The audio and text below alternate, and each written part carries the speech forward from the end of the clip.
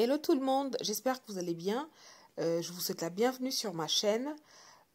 Cette semaine, je vais vous proposer de réaliser deux bombers. Alors, j'ai choisi d'en faire deux dans du wax doublé entièrement avec du bord côte noir pour se simplifier la vie. Donc, rien de très compliqué. C'est parti pour le tuto. Pour commencer, j'ai repassé mon tissu, je l'ai lavé comme d'habitude.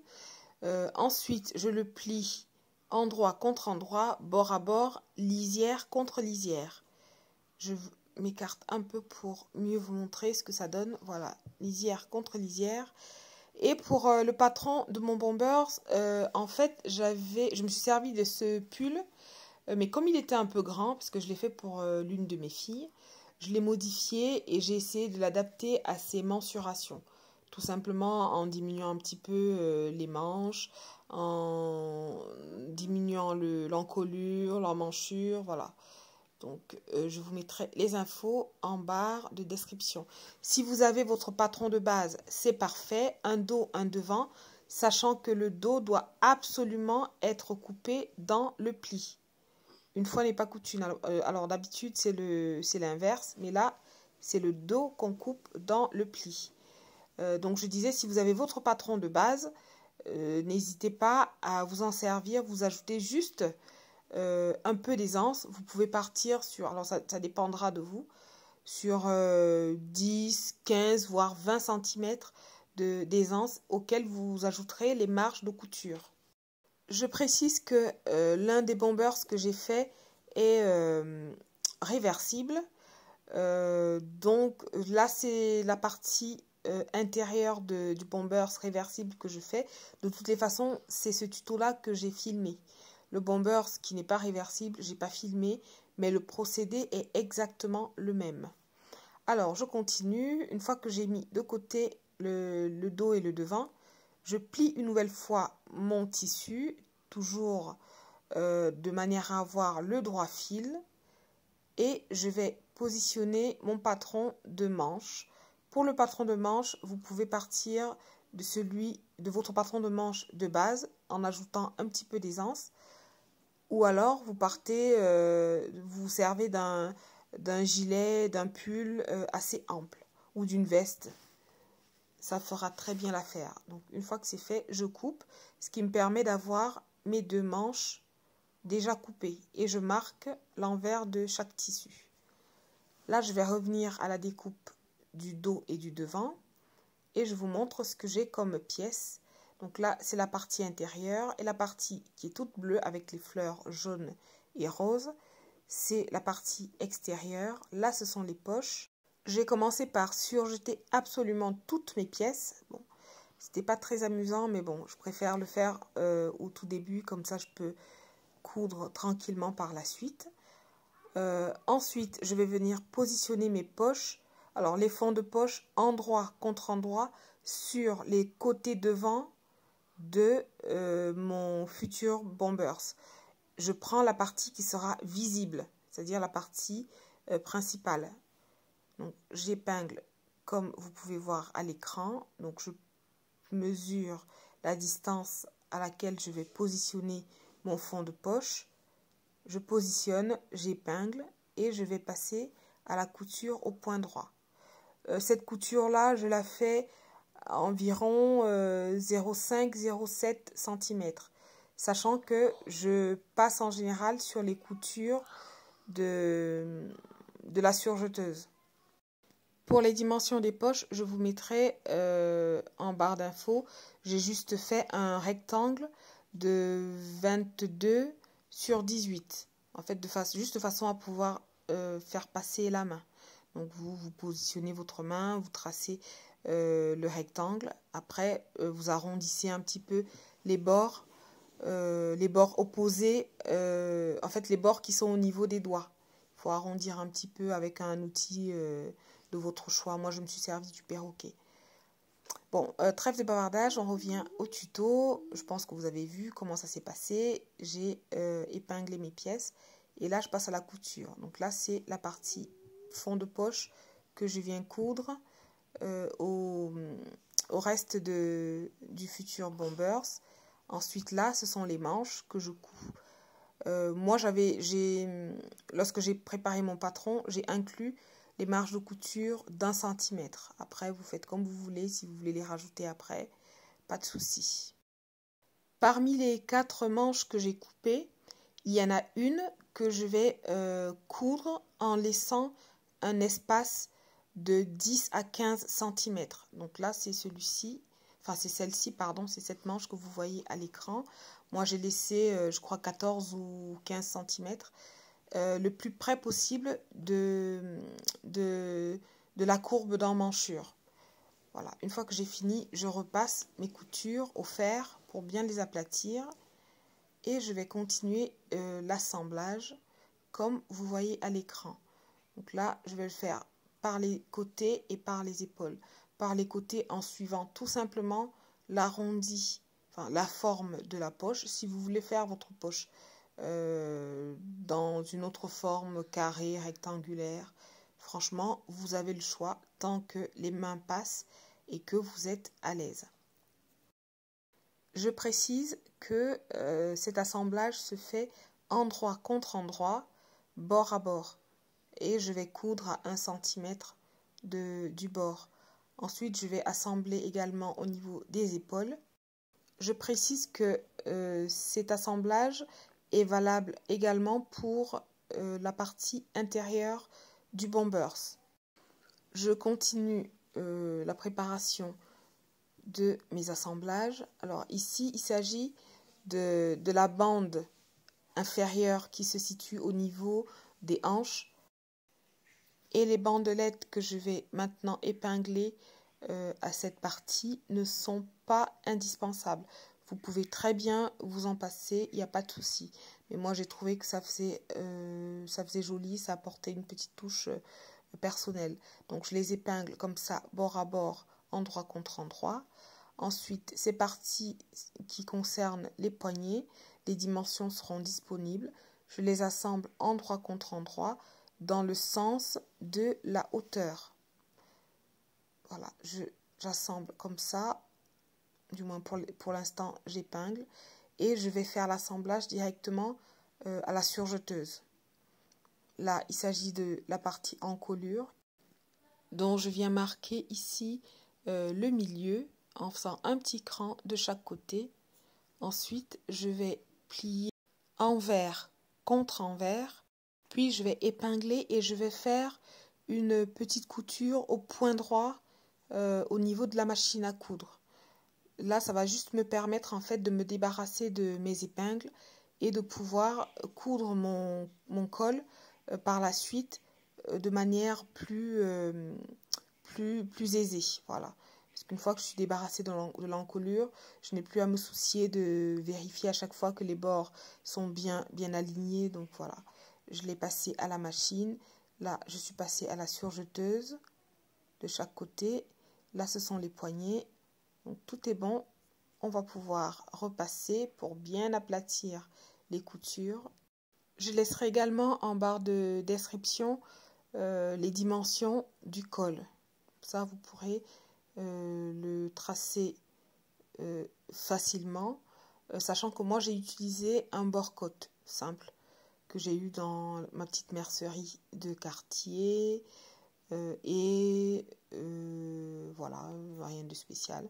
Je continue ma couture en ouvrant toutes les coutures au fer à repasser. Maintenant, je pense que vous commencez à voir et à comprendre un petit peu. En fait, la partie bleue que je repasse là à l'écran va constituer la partie extérieure du bombers.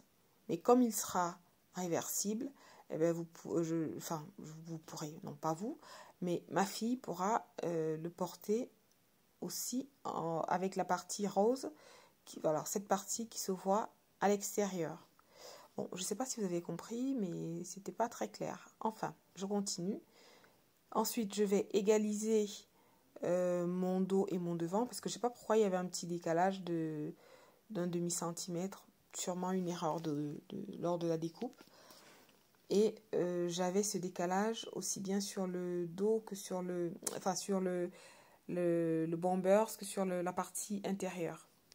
Je vais maintenant assembler le bord-côte qui se situe, enfin la bande des hanches avec le reste du bombers.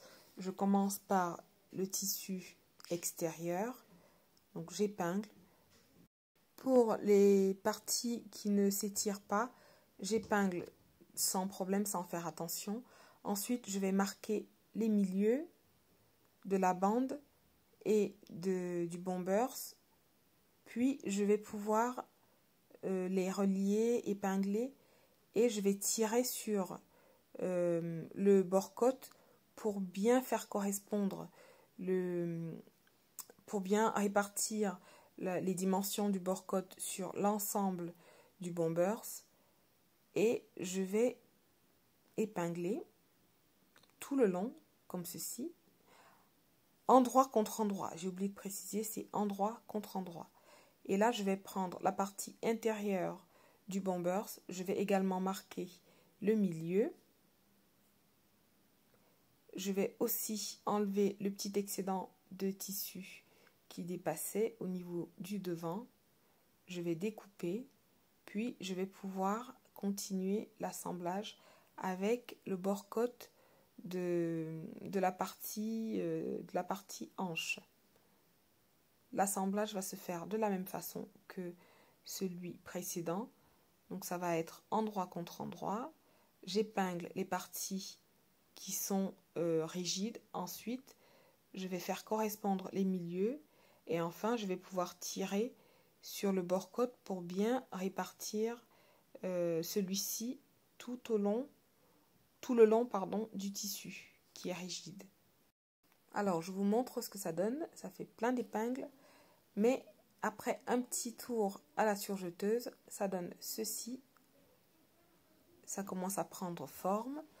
Je précise que si vous n'avez pas de surjeteuse, évidemment, vous pouvez utiliser votre machine à coudre classique. Vous faites un point zigzag ou un point droit, comme vous voulez, pas de souci. Alors, on continue avec l'assemblage des manches. Là, je vais, sur chacune de mes manches, marquer le milieu de l'épaule. C'est ça, le milieu. Et je vais cranter. Je fais pareil au niveau du vêtement lui-même. Je vais cranter au niveau du milieu de la manche. Ensuite, je vais venir faire un assemblage de manches classique, c'est-à-dire endroit contre endroit. Voilà, je vous montre au ralenti. Je fais glisser la manche comme ceci.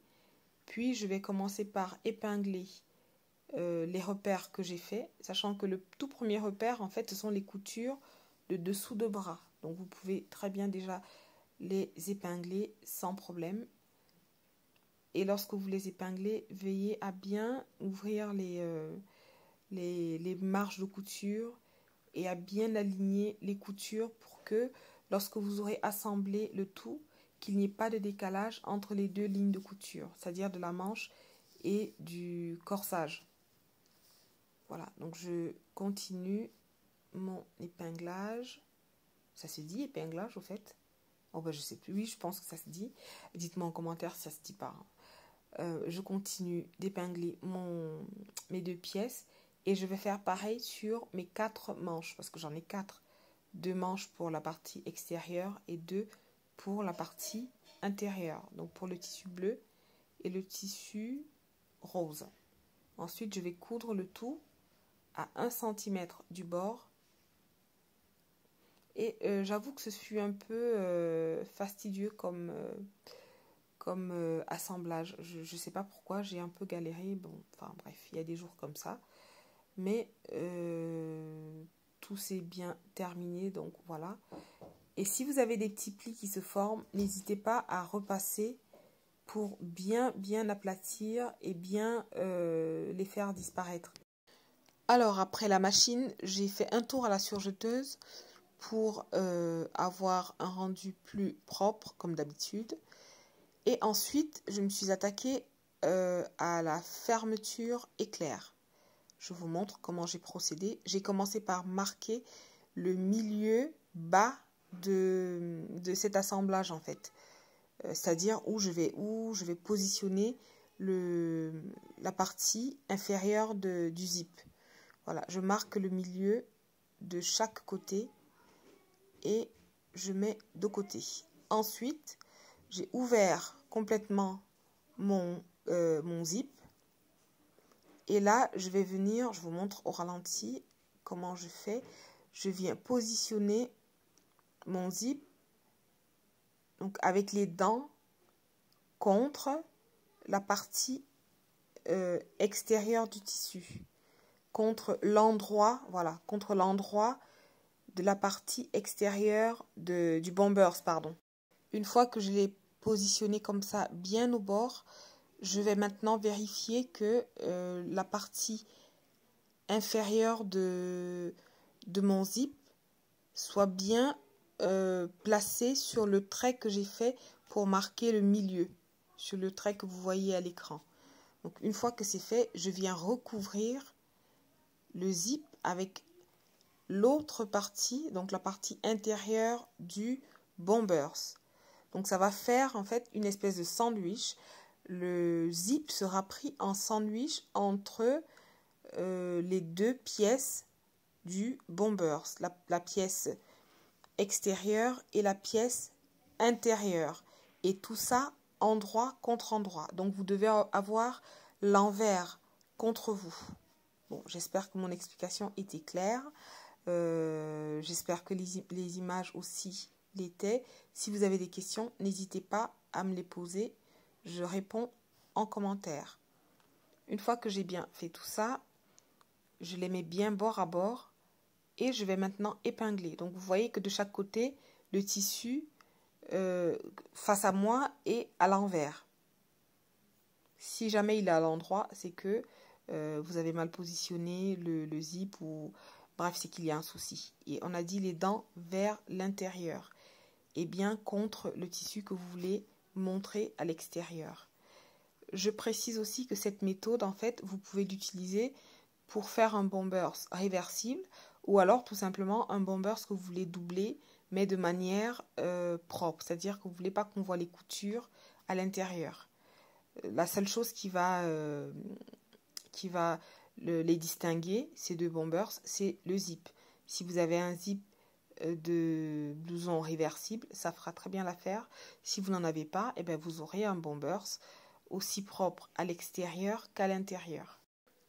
Ensuite, après cette longue explication, je continue en épinglant toutes ces pièces ensemble. Ensuite, je vais faire la même chose de l'autre côté.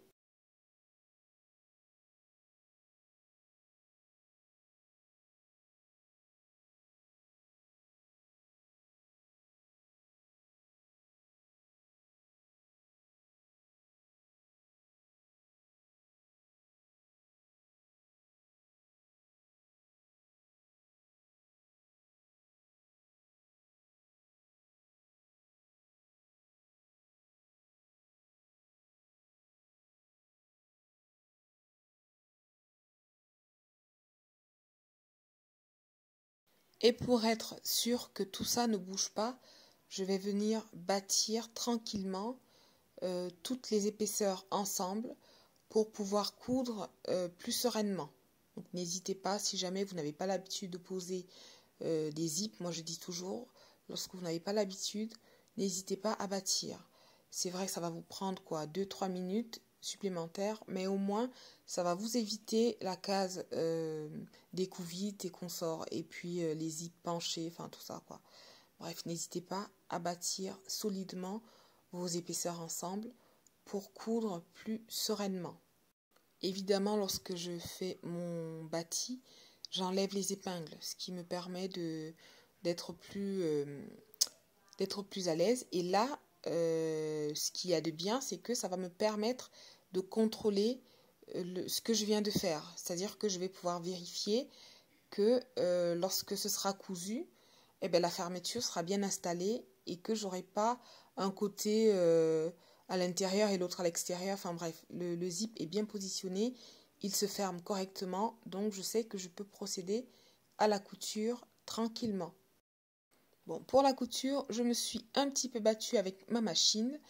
parce que la petite partie, vous savez, qui est en dessous des zips là, qui est en caoutchouc, enfin ou en plastique ou je sais pas en quoi là, était un peu compliqué à coudre.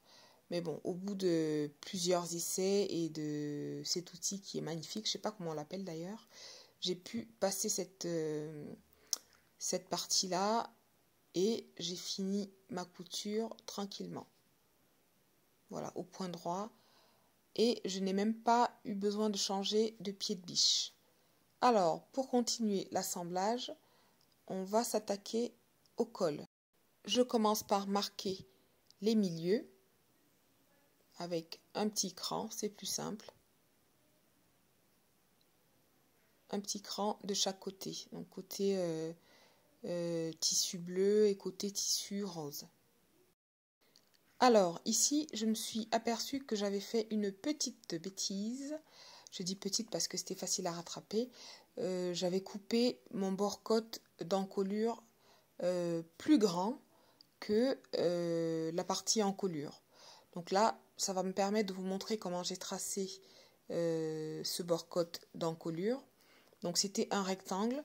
Normalement, ce rectangle était égal au tour d'encolure moins 4 à 5 cm pour pouvoir permettre au bord-côte de s'étirer et de ne pas bâiller en fait. Donc une fois que voilà, j'ai déterminé ma mesure, j'ai tracé tout simplement comme ça avec mon perroquet. Donc voilà, et maintenant je vérifie. Et là, normalement, tout devrait être bon. Je vais découper, avant de découper l'excédent, je vais coudre au point droit comme précédemment. Et je vais venir découper donc l'excédent de bord-côte. Je précise que la couture, je l'ai faite sur l'endroit. C'est-à-dire, le bord-côte est plié envers contre envers, bord à bord. Et j'ai cousu au point droit à environ 1 ou 2 mm du bord. Pour l'assemblage, je vais commencer par faire correspondre les milieux, donc celui du bord-côte, celui du bombers avant et celui du bombers arrière ou intérieur et extérieur, comme vous voulez. Ensuite, je vais venir faire correspondre les extrémités, puis je vais répartir uniformément le reste du bombers, non, le reste du bord-côte, pardon, sur la totalité de l'encolure. Une fois que c'est fait, vous épinglez. Si jamais vous ne vous sentez pas à l'aise, n'hésitez pas à faire un petit bâti. Alors je précise pour ceux qui ne savent pas, parce que j'ai déjà eu cette question en commentaire. Bâtir en fait consiste à faire un petit point droit, c'est-à-dire à coudre des points assez larges à la main. Alors vous pouvez bâtir à la machine, mais moi je ne le fais pas, je le fais toujours à la main. Ça consiste à coudre pour maintenir ensemble des épaisseurs. Ça peut être très pratique pour des coutures d'assemblage, lorsque vous n'avez pas envie de gérer des épingles. Ensuite, pour les manches, je viens cranter les milieux, donc les milieux opposés à la partie cousue. Pareil, je vais faire la même opération sur les bords-côtes. Je viens cranter la partie opposée à celle que j'ai cousue. Ensuite, vous voyez, le bord-côte, là, il est à l'envers. Je l'avais cousu à l'envers à la surjeteuse. Donc là, ce que je fais, c'est que je vais le replier sur lui-même. Je vais bien répartir uniformément le tissu. Je fais correspondre les deux petits crans que j'ai faits. Et je vais venir le glisser à l'intérieur de ma manche. Et petite précision, là ça ne se voit pas parce que le bord-côte est de couleur sombre. Mais lorsque je le glisse à l'intérieur, c'est endroit contre endroit. Et le pli est à l'intérieur. Donc là, normalement, j'ai 3 épaisseurs. Les 2 épaisseurs du bord-côte et une épaisseur du bombers. Donc j'épingle. Et je précise également que les coutures des poignées que j'ai faites là doivent être épinglées ensemble. Donc j'espère que mon explication est claire. Une fois que cette première partie est terminée, je continue l'assemblage. Alors si vous regardez bien, vous allez voir que je vais aligner les deux manches envers contre envers avec les épaules alignées ensemble et les coutures de manches alignées ensemble. Là, je plie comme vous voyez à l'écran et je vais venir glisser cette partie pliée. Alors, je vous montre, je vais venir glisser cette partie pliée à l'intérieur de la manche bleue. Donc, la partie pliée de la manche rose, je vais venir la glisser comme ça à l'intérieur de la manche bleue. Donc, en fait, elle sera dans le bord-côte. Voilà.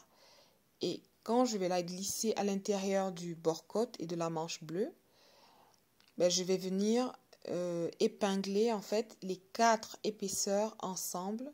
Voilà, je vous montre comme ça. Et je vais venir épingler ensemble les 4 épaisseurs. Bon, finalement, j'ai fait l'inverse. J'ai pas glissé la manche rose dans la bleue, mais l'inverse. Donc, vous voyez, ce sera peut-être plus facile comme ça d'ailleurs. Vous épinglez les 4 épaisseurs ensemble. Et ici, je vous conseille également de bâtir.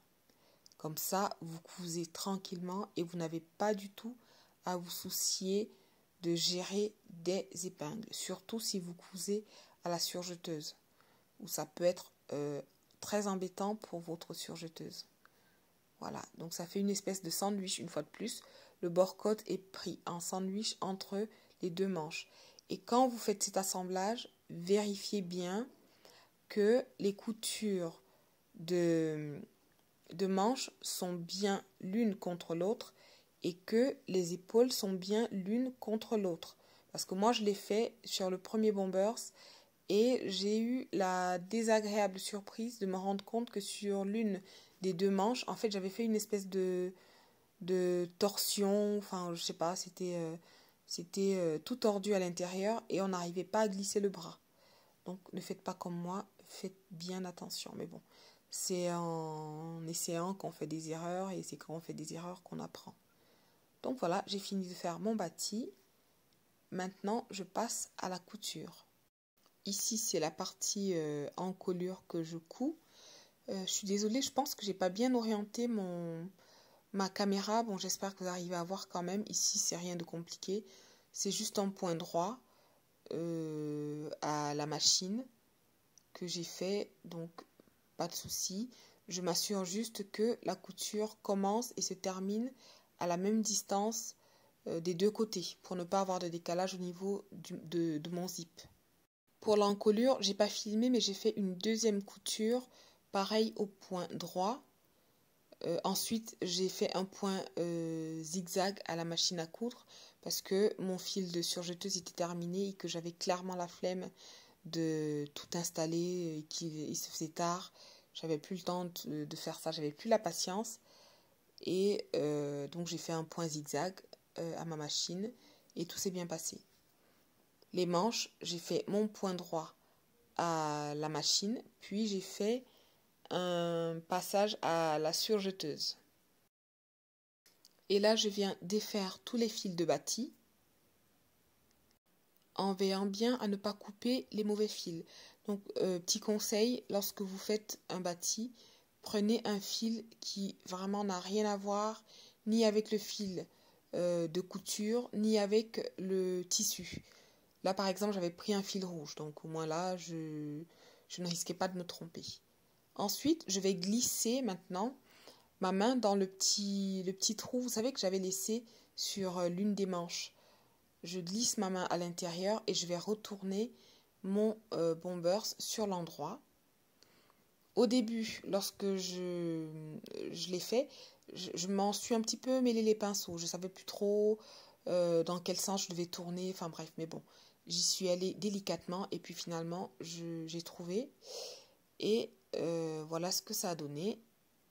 Je repositionne bien le zip et je vous montre le bombers commence à prendre forme. Maintenant, je vais venir fermer l'ouverture que j'avais laissée au niveau de la manche avec un point glisser, je ne sais pas comment ça s'appelle, ourler, glisser, invisible. Vous savez le point que j'aime bien faire et qu'on retrouve par exemple sur les coutures de coussins, voilà, ce style de couture là. Donc je vous montre de plus près comment je le fais. Je l'ai déjà montré plusieurs fois, mais bon, si jamais vous êtes nouveau et que c'est la première de mes vidéos que vous regardez, je vous montre. Là, en fait, vous avez deux plis que j'ai bien marqués au fer à repasser pour bien avoir la partie sur laquelle je vais piquer mon aiguille. Alors, donc je pique sur chacun des plis successivement. Donc, je pique une première fois à gauche et puis la deuxième fois à droite. Donc, ainsi de suite. Et au fur et à mesure que je pique, l'ouverture va se refermer. Et lorsque je tire sur le fil, ça se referme complètement et le fil devient invisible. Je vais vous montrer ce que ça donne. Totalement invisible. Et là, je vais le faire jusqu'à la couture d'emmanchure, ce qui va me permettre de dissimuler mon fil au niveau du pli de l'emmanchure, au niveau de la couture. Je vais couper, donc je vous montre la couture qui est complètement invisible. Et puis je vais continuer jusqu'au pli d'emmanchure et je vais faire 3 petits nœuds, puis je vais couper mon fil. Et là, vous avez quelque chose de propre, de net et d'impeccable. Alors, c'est la raison pour laquelle tout à l'heure, j'ai précisé que mon ouverture, je l'ai laissée assez près de l'emmanchure, de la courbe d'emmanchure, pour pouvoir coudre tout le long et aller dissimuler mon fil au niveau de ce pli-là.